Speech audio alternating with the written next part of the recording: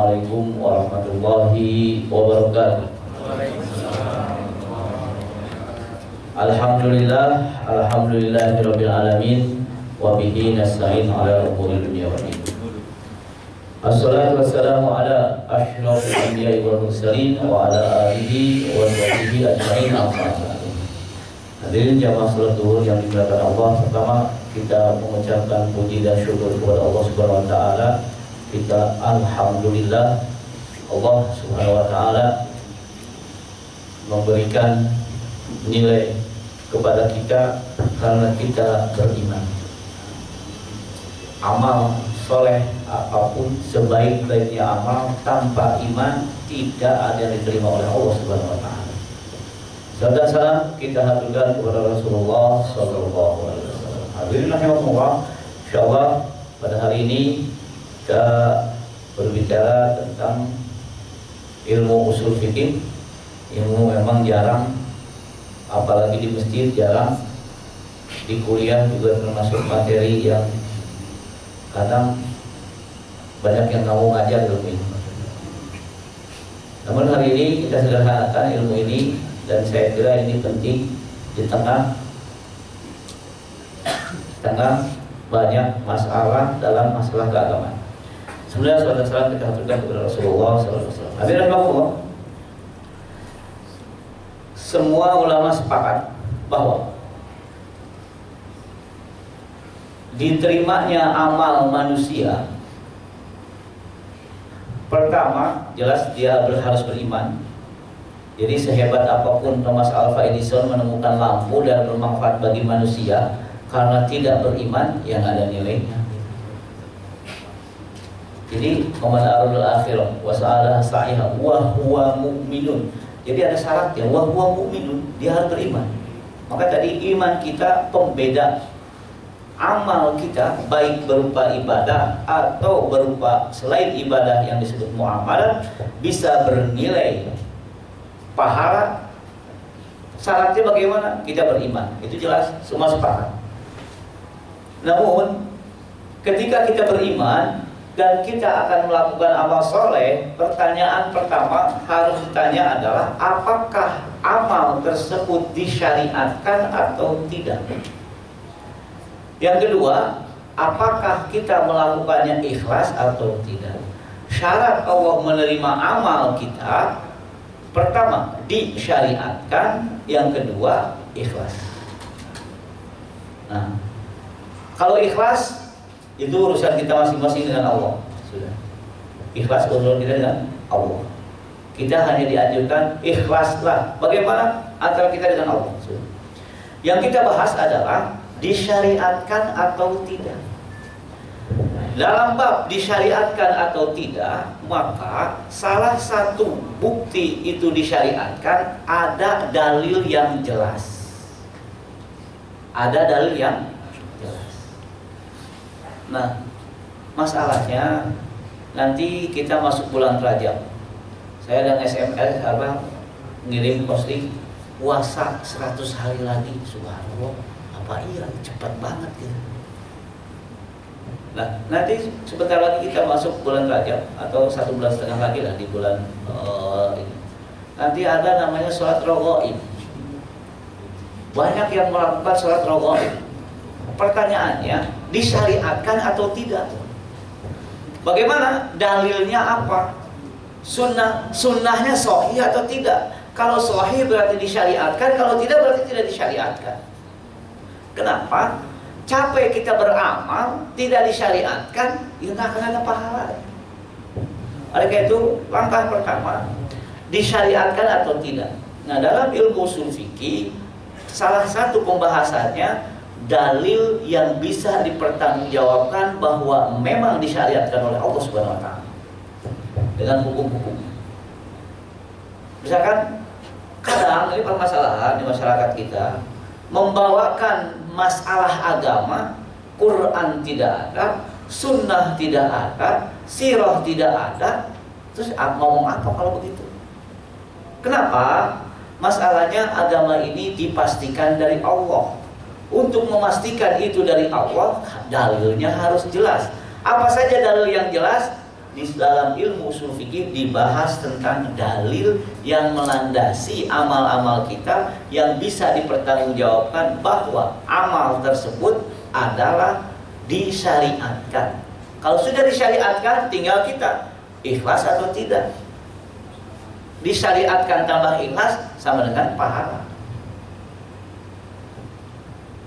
Nah, pembahasan memang agak. Jadi dalam usul fikih satu hal yang dibicarakan adalah dalil-dalil dalam fikih apa saja. Itu pertama. Nanti ya mudah-mudahan ada waktu lah, sama-sama panjang umur dan kita bisa membahasnya dalam waktu singkat gitu. Ya, tampaknya cuma setengah jam ya. Coba bayangkan.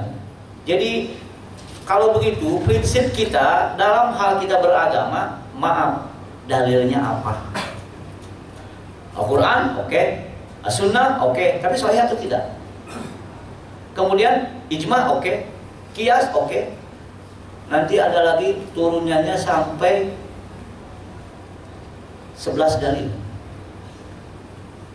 Kan yang biasa dikenal 4 ya. Quran, Sunnah, ijma, qiyas. Ada lagi istihsan, masalah mursalah, syar'u man qablana, istishab, al-urf, qaul sahabi. Kemudian ada juga ijma ahli Madinah. Masih ada 11 turunannya. Oleh karena itu bisa jadi tidak ada dalam Quran, bisa jadi tidak dalam Sunnah, tapi jadi boleh. Kenapa? Karena pertimbangan satu hal yang diajarkan oleh Al-Quran sehingga disebut dalil tertentu. Contoh begini, ada kalimat istihsan dalam bahasa Arab. Nanti ada dalil namanya istihsan. Mudah-mudahan kita sampai. Mudah-mudahan menjangkau semua ya. Karena saya kenapa sering begitu? Ya kan zaman sekarang orang meninggal mendadak semua. Mendadak tuh ya. Ya subhanallah, ada seorang ahli masjid ngobrol dengan temannya. Dia sore-sore berkunjung ke rumah temannya. Satu sekretaris masjid, yang satu lagi di Bogor. Yang satu imam. Kunjung, kasih minum, meninggal. Yang kaget yang temannya berkunjung ini udah meninggal, udah. Cuma batuk 2 kali. Maka mudah-mudahan kita panjang. Kembali kemana? Hadirin rahimakumullah. Jadi kalau dalam beragama, kembali pertanyaannya, dalilnya apa? Saya dengan bapak-bapak sekalian, saya hafal, ini dalilnya apa? Maaf, kalau supaya kami jelas ini dari Allah, dalilnya apa? Kenapa? Kita berbicara tentang agama Allah, kita berbicara tentang hukum Allah. Kalau begitu pastikan ada dalil yang memastikan bahwa itu dari Allah. Di titik ini masalah dalil, kita menang dari Syiah, dari hak apa? Syiah itu kalau ditelusuri, maaf, apakah ini dari Allah? Dari Allah. Mana bukti dari Allah? Apakah mungkin bohong? Mungkin bohong, berarti nggak dari Allah. Kita punya dalil orang Sunni, pasti dari Allah. Mana dalilnya? Di utak-atik memang sampai derajat kepastian tidak ada bohong. Di titik ini semua agama kalah. Silakan lihat apakah Injil. Bukan masalah Injilnya, periwayatan Injil bisa dipastikan dari Allah nggak? Nggak bisa. Kenapa? Kemungkinan bohong terlalu besar. Al-Quran yang kita pegang dipastikan tidak mungkin bohong. Bagaimana caranya? Sekelompok orang meriwayatkan, sekelompok orang ini tidak mungkin bohong, diriwayatkan oleh sekelompok orang lagi tidak mungkin bohong, sampai ditulis tidak mungkin bohong. Kemungkinan bohongnya 0%. Hebat kan? Maka kita yakin, masalahnya berapa? Ketika kita beragama, maaf, ini dari Allah bukan? Kenapa? Kita berbicara masalah agama Allah. Kalau memang dari Allah, mana bukti? Jangan bukti ayat Quran atau sunnahnya, bukti akal. Bagaimana? Tidak mungkin bohong, berarti pasti dari Allah. Jadi pertama, permasalahan dalam usul fikih akan membahas dalil-dalil dalam fikih apa saja. Kadang-kadang gini tanya, Ustaz apa dalilnya? Oh, nggak usah tanya lah, dari dulu juga begitu. Permasalahannya dalam usul fikih nggak ada dalil namanya dari dulu aja begitu. Kan biasa kita begitu. Saya pernah sedikit masalah dalil, dan ini menjadi pembahasan pertama nanti dalam usul fikih. Satu hari saya memberi masalah pemahaman ulama tentang bid'ah dipaparkan. Kenapa? Karena daerah tersebut ribut masalah bid'ah tidak bid'ahnya. Kemudian saya tanya, maaf, Bapak-bapak waktu itu di ruangan tersebut, ini bahkan para ustadz dan kiai lagi, ini pada tahlilannya. Iya, kami dibid'ahkan. Ya, yang jadi masalah yang tahlilannya. Kenapa? Kok yang tahlilan yang menjadi masalah? Masalahnya yang tahlilan tidak pernah merilis buku tentang dalil bahwa tahlilan boleh. Coba kalau dirilis, orang nggak ribut. Terus dia bilang, iya juga. Saya tahlilan, emang dari dulu. Sejak lahirnya udah tahlilan. Gitu. Dibawa ibunya kali ya. Kemudian kayak, tahu nggak dalil tahlilan? Bingung dia, iya juga katanya. Maka jangan salahkan yang membid'ahkan tahlilan kalau Anda tahlilan nggak pernah tahu dalilnya. Masalahnya apa? Supaya memastikan itu boleh dan diharapkan pahalanya, ada dalil yang melandasi. Terus saya waktu itu mau nggak saya ajarin dalil tahlilan? Oh, langsung mau semua. Jangan, ini masalah bid'ah, saya bukan masalah tahlilan. Subhanallah, kalau ditelusuri akan kaget, ya bahkan yang membid'ahkan bukan kaget, ternyata ada dalil yang begitu teruntut dan terinci sehingga orang kenapa tahlilan. Mustahil disyariat disebutkan oleh ulama dan nggak ada dalilnya, bahkan kalau dilakukan sama dengan ke neraka, kan mustahil. Jadi subhanallah, hanya permasalahan dalilnya apa bisa orang jadi pintar itu. Silakan saja bapak-bapak, ibu-ibu, dari ibu ya. Contoh gini, saya pernah bertanya kepada semuanya, ada nggak hadis yang mengatakan bahwa Rasulullah SAW kalau mau berdiri dari duduk kemudian berdiri tegak mengepalkan tangan dan begini? Yang ditanya, yang suka melakukan ragu juga. Jangan-jangan. Ada nggak? Saya bilang. Kenapa? Kalau hadis yang mengatakan Rasulullah mengepalkan tangan seakan-akan mau meninju dan menumpuknya di atas tanah, nggak ada. Yang ada apa? Hadis yang dipahami oleh Syekh Albani rahimahullah bahwa Rasulullah mengepalkan tangan. Bagaimana hadisnya? Rasulullah idza qama, kalau mau berdiri ya'jin. Apa itu ya'jin? Seperti bikin adonan. Nah, loh, kalau seperti bikin adonan begini apa begini? Saya bilang kalau adonan keras begini dia coblon, kalau adonannya lembut begini dia. Maka madhab 4 nggak ada yang begini semua. Masalahnya apa? Masuk ke dalam masalah kedua. Setelah dalilnya ada, masalah kedua bagaimana cara memahami dalil. Satu hari ini cara memahami dalil. Dan biasanya orang berbeda. Ada imam, saya sholat di sebuah masjid di Bogor, sawu sufakum. Di otak saya karena kiri kanan saya lihat ngeluruskannya pakai tumit, saya ikutan. Ternyata imam marah, luruskan itu ujung jempolnya. Saya bilang kalau nggak dia imam sholat saya debat, ya udahlah. Karena kata Imam Syafi'i kalau mendebat dia nggak tahu itu puyeng. Udah saya ikuti. Akhirnya jempol lurus semua baru dia mau sholat. Subuhnya saya sholat di masjid lain. Karena tadi malam dimarahi, ya hati-hati kan. Subuh aku, saya lempeng kan itu jempol. Tumitnya bukan jempolnya. Astagfirullah. Oh, saya bilang ini tadi malam dimarahi gara-gara lempengin, sekarang dibalik. Terus saya pernah cerita dengan yang mesin. Dulu saya dimarahi. Gimana? Oh, kalau begitu saya dong yang marahi antum. Waktu itu setelah saya pengajian di masjid itu saya tanya dulu yang pernah marahi siapa. Biasanya saya kali. Ternyata di masjid itu meluruskan soft itu tumitnya yang lurus. Di masjid satu lagi jempolnya yang lurus. Masalahnya apa? Bukan masalah dalil berarti di sini cara memahami dalil. Mereka ada dua masalah. Satu, maaf dalilnya apa? Oke, kita terima. Makanya harus sahih. Kenapa harus sahih dalam hal ibadah? Supaya kita yakin itu dari Allah. Kalau itu dari Allah, ada harapan kita dapat pahala. Kalau nggak pakai dalil, gimana nggak ada dalilnya? Dan yang menarik, kita ini sering sholat, tapi jarang di antara kita yang tahu dalil sholat dari awal takbiratul ihram sampai salam. Ya dari dulu baru begini, udahlah selesai ya. Jadi awam itu dulu, kalau 20 tahun terus-terusan jadi orang awam, gimana ceritanya?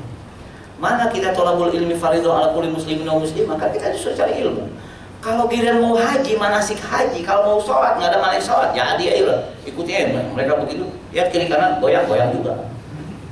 Padahal ditanya kenapa goyang kenapa enggak? Silahkan lihat dalil. Dan menariknya, kalau kita sama-sama tahu dalil satu sama lain, biasanya beda pendapat, udahlah dua-duanya ada dalilnya, nggak bisa disatukan, selesai, kita toleransi. Yang menarik itu. Tapi kalau pendapat diadu pendapat, beda pendapat, ribut itu ngajak berkelahi itu. Ya biasalah yang didiskusikan panas gitu. Nah, jadi pertama tadi, apa dalilnya? Silakan terapkan pada siapapun. Karena kalau tidak sesuai dengan dalil, berarti tidak disyariatkan. Berarti bukan dari Allah. Berarti kalau tidak sesuai dalilnya tidak ada, tidak bisa kita harapkan pahala. Dalam surah Al-Ghasyiyah disebutkan, hal ataka hadisul ghasyiyah, wujuhu yawma idzin khasyiyah, amilatun nasibah. Ada orang berbuat capek tapi tidak bernilai apa-apa di hadapan Allah. Masalahnya apa? Tidak disyariatkan.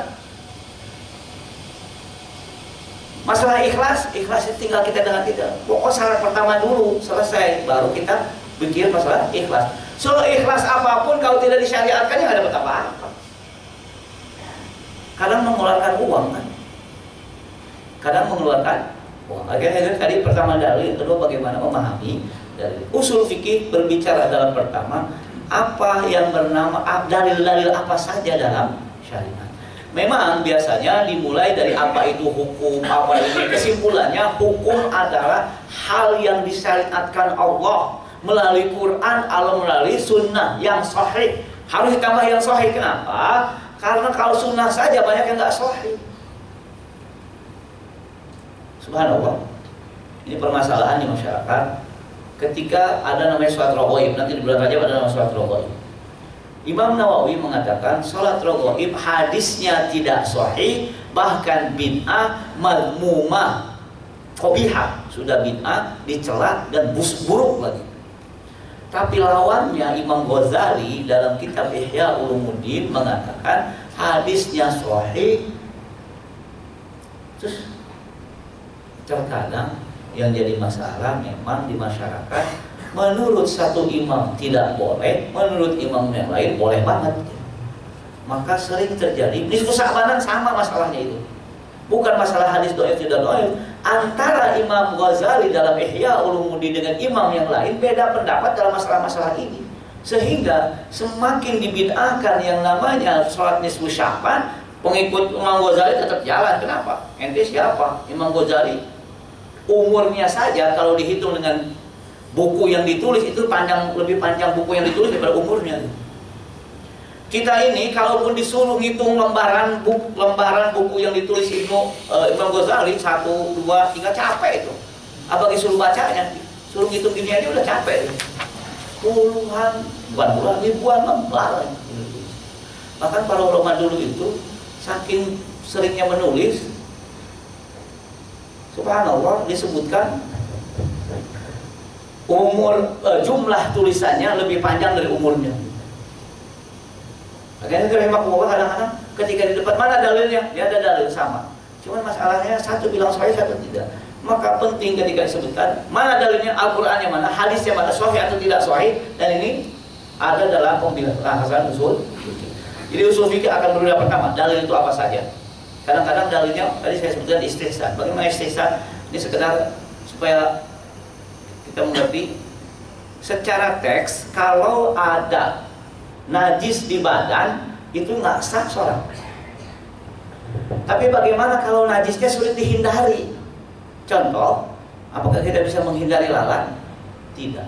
Lalat itu tempelnya di mana? Tempat yang kotor. Biasanya yang najis juga.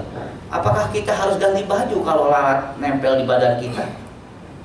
Ya mungkin lah. Kenapa? Ya lalat gimana dihindari? Kalau begitu, secara teks lalat nempel di badan najis menghalangi sholat, berarti nggak boleh. Tapi secara istihsan, nanti ada dalil namanya istihsan, dibolehkan karena sulit dihindari. Coba bayangkan kalau kita menerapkan syariat tanpa istihsan, susah. Nanti ibu-ibu nemanin anaknya ke sekolah terus, nggak boleh kemana-mana. Kenapa? Kalau mau jajan harus ibunya yang transaksi. Karena dalam fikih tidak boleh anak kecil transaksi. Terus kalau mau jalan di sekolahan gimana? Nongkrongin ibunya. Kalau anaknya 1 mending, anaknya 10. Kemar 2 gitu. Nah, ini kan masalah. Ada yang hadir dalam usul fikih ada 11 dalil yang masih yang dibicarakan. Kemudian tadi cara memahami, memang cara memahami di sini juga sering terjadi permasalahan dalam masalah cara memahami. Kenapa? Saya ingin berbicara masalah memahami. Ada sekelompok umat Islam yang menganggap bahwa selain agama, selain kelompok mereka adalah najis. Kok gimana ceritanya? Maka kita pernah melihat, mendengar juga, ketika sholat di masjid tersebut, setelah kita pulang dicuci. Ya, jangan disebutkan kelompoknya, yang jelas itu terjadi. Masalahnya apa? Mana Qur'annya? Mereka ternyata ada Qur'annya. Ternyata masalahnya dalam cara memahami. Mereka bilang begini, dalam hadis disebutkan, barang siapa mati dalam keadaan tidak berbaiat, maka dia mati dalam keadaan jahiliyah. Berarti mereka yang masuk masjid tadi tidak berbaiat dengan kelompoknya, maka mereka adalah orang jahiliyah. Dalam Quran, orang jahiliyah musyrik dan orang musyrik itu najis. Maka siapapun dari kelompok yang bukan kelompok mereka, sholat di situ najis. Berdasarkan apa? Berdasarkan Al-Quran dan hadis. Masalahnya apakah Al-Quran hadisnya? Bukan, masalahnya cara memahami. Apa arti baiat? Berarti baiat dengan kelompok saya. Berarti tidak dengan kelompok saya berarti jahil adalah musyrik. Dalam Quran memang musyrik disebut najis. Innamal musyrikuna najas. Saya bilang nih, salahnya apa? Qurannya bukan, sunnahnya bukan. Salahnya di mana? Cara memahami. Maka usul fikih berbicara bagaimana cara memahami Al-Quran dari sunnah sehingga menghasilkan kesimpulan yang benar. Kalau kita baca uqtulul musyrikina kafah, titik. Apa artinya? Bunuh orang musyrik seluruhnya tanpa kecuali. Ketemu di jalan bisa bergelimpangan orang. Kenapa? Bukan Al-Qur'annya, tapi cara memahami yang bermasalah. Dan itu banyak. Syiah memakai sepertiga Quran yang ada di kita. Jadi Quran di kita itu sepertiganya Bang, Quran mereka. Kita 6.000 ayat, 6.000 lebih, mereka 18.000 ayat. Jadi cuma sepertiga lagi kita. Kemudian ketika membaca Fadbahu Baqaratan, Baqarah adalah Aisyah. Kalau begitu caci Sayyidah Aisyah. Itu dari mana masalahnya? Cara memahami masalah. Cara memahami. Kadang cara memahami keras sehingga seluruh perintah jadi wajib. Kadang juga terlalu ringan sehingga seluruh perintah jadi nggak wajib. Akhirnya maka bagaimana cara memahami yang baik dalam konteks pemahaman fikih, ilmunya ada dalam usul.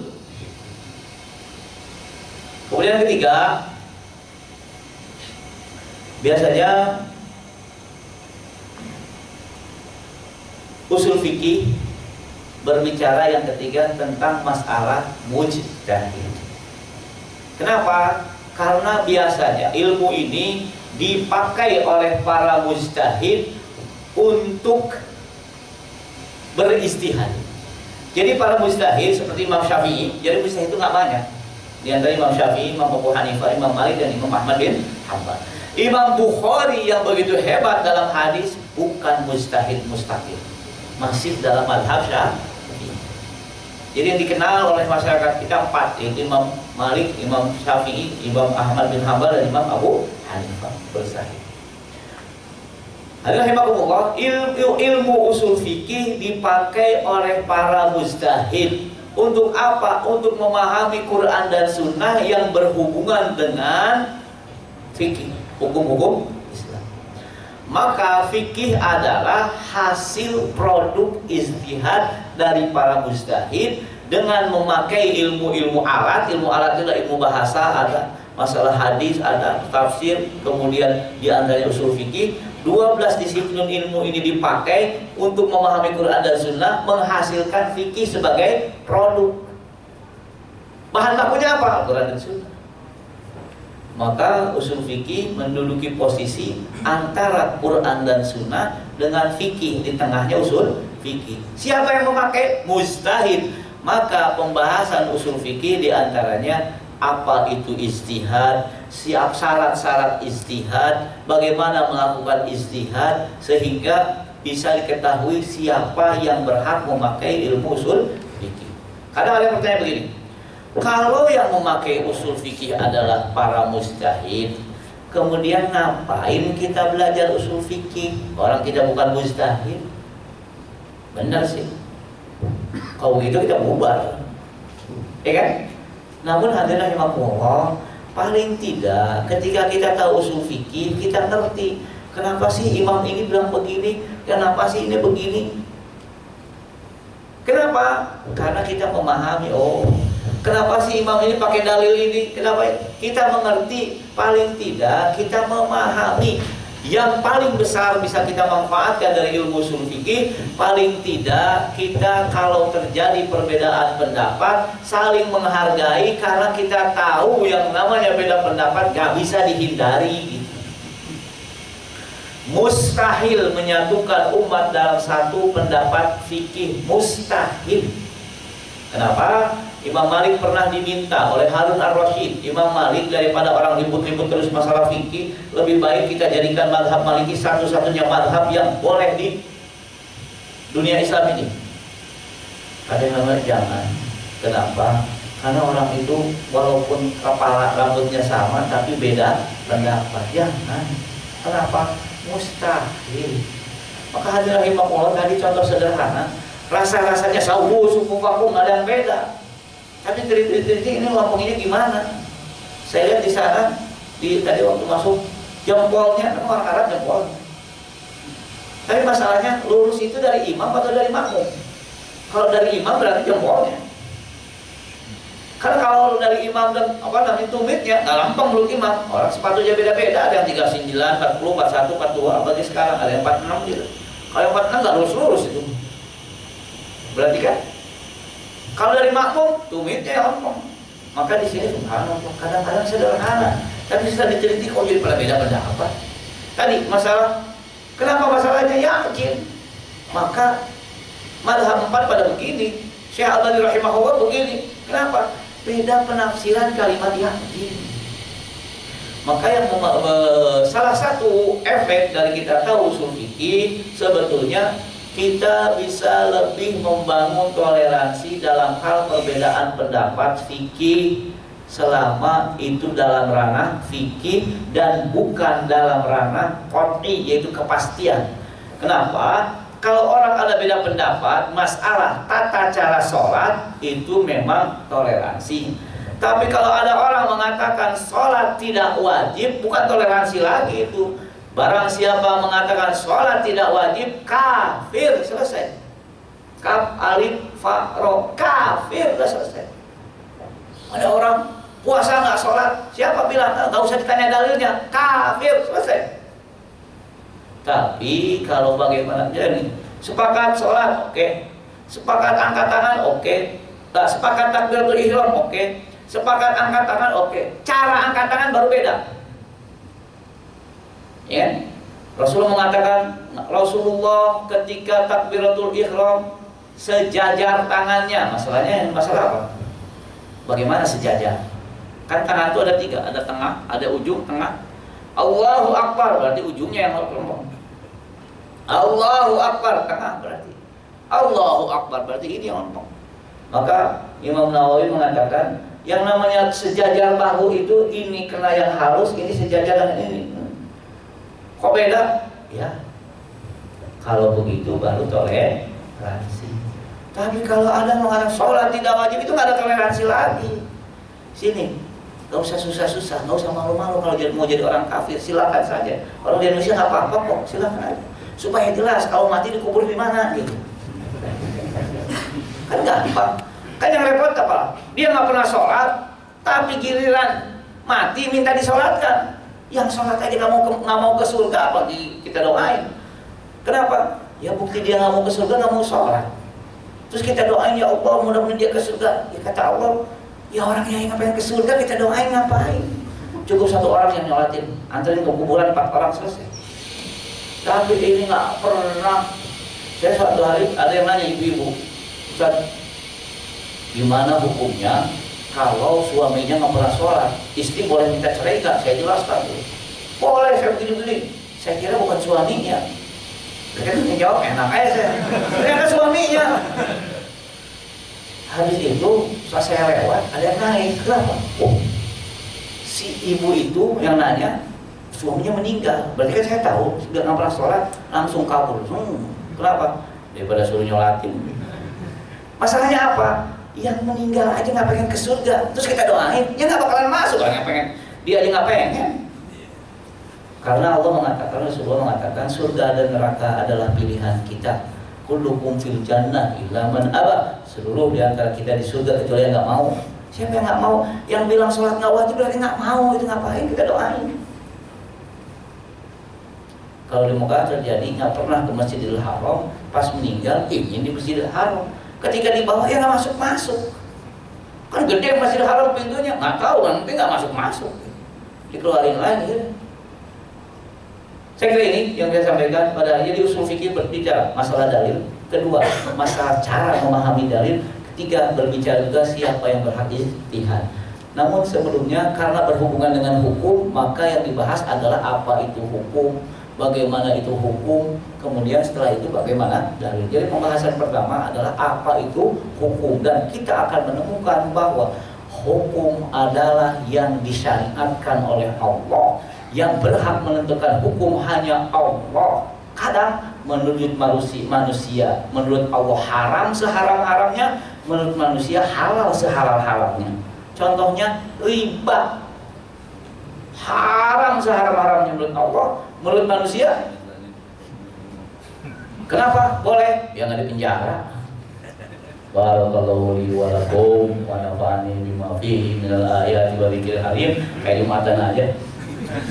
Kalau ada pertanyaan silakan, mudah-mudahan bisa jawab. Silakan saya.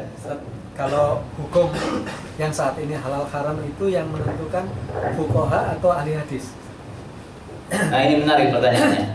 Sebetulnya tugas ahli hadis adalah mengantarkan, menjaga hadis ini dan menghukumi sahih atau tidak sahih. Sedangkan peran para fuqaha memahami. Oleh karena itu Abu Hurairah ahlu hadis tidak boleh menyimpulkan karena Abu Hurairah hafalannya kuat, pemahamannya tidak kuat. Maka riwayat Abu Hurairah hanya bisa diandalkan hafalannya tapi tidak bisa menyimpulkan. Maka ahlul hadis tugasnya menghantarkan hadis, menjaga hadis dan menyampaikan kepada mujtahid bahwa ini sahih, ini dhaif, selesai. Sedangkan memahami hadis urusan para mujtahid. Maka Imam Bukhari gak mujtahid, sedangkan ijtihad diserahkan kepada Imam Syafi'i. Jadi, nah kalau ahlu hadis ikut berijtihad sedangkan perangkatnya belum terpenuhi, nah ini masalah. Karena biasanya, silakan kalau kita bikin aturan yang punya kedudukan, biasanya ingin keras banget itu peraturan. Kita yang di atas, sama guru bikin peraturan buat murid keras banget. Ketika ditanya sama temannya, ketika yang jadi murid senang nggak mau aturan kayak begini? Yang enggak juga. Kalau begitu kenapa susah-susah? Maka dalam fikih tidak boleh seperti itu. Dr. Qardawi sering mengatakan bahwa fikih taisir. Apa itu taisir? Jangan mengambil yang susah, ngambil yang mudah. Karena memang sunnahnya seperti itu. Maka itu giliran ijtihad itu perannya para fuqaha. Yang jadi masalah siapa fuqaha sekarang, siapa ahlu hadis. Namun sekali lagi secara keilmuan ahlul hadis tidak berhak menentukan hukum fikih. Ini ada nggak? Sekarang sudah jadi mangga terus ya. Mari. Kalau masalah Imam An-Nawawi itu untuk hadis sahih itu berdasarkan hadis lemah, kalau ada beberapa bisa jadikan hadis al-sunnah. Nah, begini, memang ini permasalahan. Bagaimana kalau statusnya dhaif, tapi riwayatnya banyak? Dalam fikih kalau dhaif dan satu lain samping mendukung, riwayat yang banyak itu bisa membuatnya kuat dan bisa dipakai dalil. Kemudian kedua masalahnya adalah bagaimana dengan hadis dhaif dalam fadhail a'mal. Ada yang mengatakan sama sekali tidak boleh dipakai, tapi yang mengatakan boleh dipakai tapi syaratnya jangan dhaif banget. Yang jadi masalah adalah yang dhaif banget. Contoh, doa akhir tahun 2 menit di akhir tahun, dan tak ada akhir tahun dulu. Hijrahnya juga bukan akhir tahun. Hijrah itu lebih awal. 2 menit doa akhir tahun hijrah, hapus dosa semuanya. 2 menit di awal tahun, nganggur setan setahun. Nah ini masalah. Padahal kaidahnya dalam fikih itu semakin sulit dilakukan semakin besar pahalanya. Ini mungkin nggak 2 menit, kalau sering dihafal jadi 1 menit doang, hapus dosa 1 tahun. Maka Dr. Tolim mengatakan syaratnya boleh tapi jangan terlalu dhaif. Nah ini masalahnya bagaimana menilai terlalu dhaif. Seperti tadi peristiwa antara Imam Nawawi dengan Imam Al-Ghazali. Namun nanti rahimahullah, bagaimana? Udah kalau titik aman aja selama dhaif mau usah dipakai, gitu aja selesai. Karena sahih pakai. Kenapa? Yang sahih aja masih banyak kita belum melakukannya. Gitu. Silakan lihat ibadah kita 24 jam, kalau memang mau 24 jam banyak yang belum. Istighfar pernah nggak 100 hari sekali? Belum. La ilaha illallah wahdahu la syarika lah 100 kali? Belum. Terus ngapain yang dhaif? Yang sahih aja belum selesai gitu. Yang sahih sesuai dengan kemampuan manusia dijamin itu dari Allah. Jadi kalau kita sibuk dengan yang sahih-sahih saja, itu belum selesai. Kadang kita ini kalau Allah nggak mau, kalau Rasulullah nggak mau, kalau Kiai Fulan mau, kan masalah. Maka dalam Al-Quran disebutkan ada yang aneh manusia ini. Kalau disuruh menyembah Allah yang satu pada nggak mau. Kalau disuruh menyembah ilah yang banyak selain Allah pada mau. Tidak doa. Jadi kalau mereka dipanggil, diseru di surat Ghafir kepada Allah yang Tuhan yang banyak pada mau.